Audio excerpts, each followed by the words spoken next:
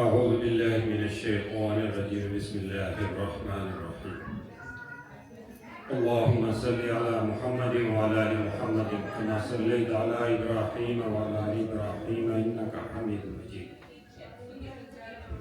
اللهم بارك على محمد وعلى آل محمد كما باركت على إبراهيم وعلى آل إبراهيم إنك حميد مجيد الله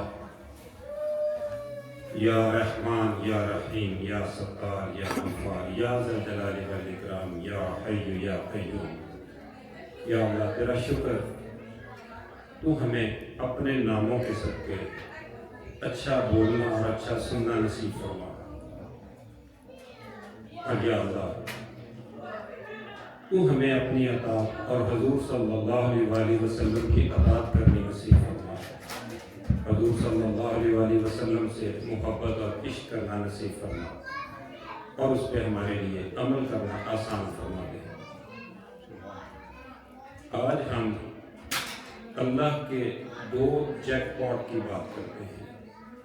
ایک جیک پاٹ جو ہمارے ایمان کو تازہ کرے گا اور ایک جو ہماری دنیا میں زندگی گزارنے کے لیے ہمیں کچھ باتیں بتائے گا۔ اللہ کا ایک جیک پاٹ مسلمانوں کے لیے برزخی دنیا ہے۔ یہ برزخی دنیا مسلمانوں کے لیے ایسا جیک پاٹ ہے کہ انسان اس کے اعمال ختم ہو جاتے ہیں، وہ اس برزخی دنیا میں چلا جاتا ہے اور اس کے پیچھے رہنے والے جتنے بھی لوگ ہیں، اکثر وہ لوگ ہیں جو ایک دوسرے کو نہیں بھی جانتے، وہ بھی اپنی دعاؤں میں مسلمین اور مسلمان کا ذکر کرتے ہیں۔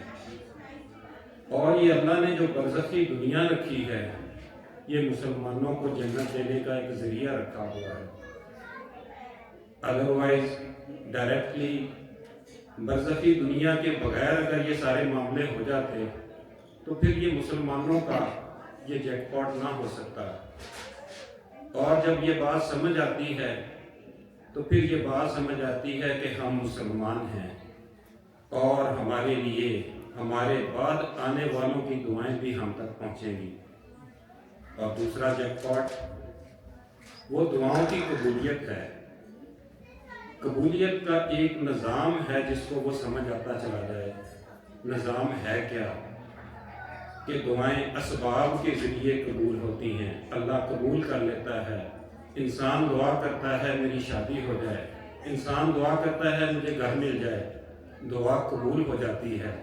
لیکن وہ اپنے اسباب دیکھتا ہے کہ وہ اسباب تو ساری عمر لگا رہے، نہ وہ گھر خرید سکتا ہے، نہ اس کے معاملات ٹھیک ہو سکتے ہیں۔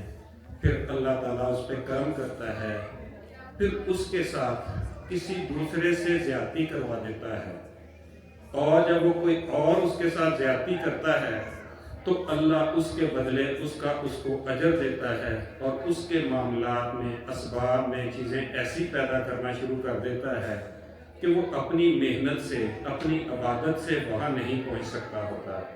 تو پھر بہت ساری دوسروں کی زیادتیوں کی وجہ سے اگر وہ صبر اور شکر میں چلا جاتا ہے تو پھر اس کے لیے یہ جیک پاٹ بننے شروع ہو جاتے ہیں۔ پھر وہ چیزیں اس کے لیے بڑی آسان ہوتی چلی جاتی ہیں۔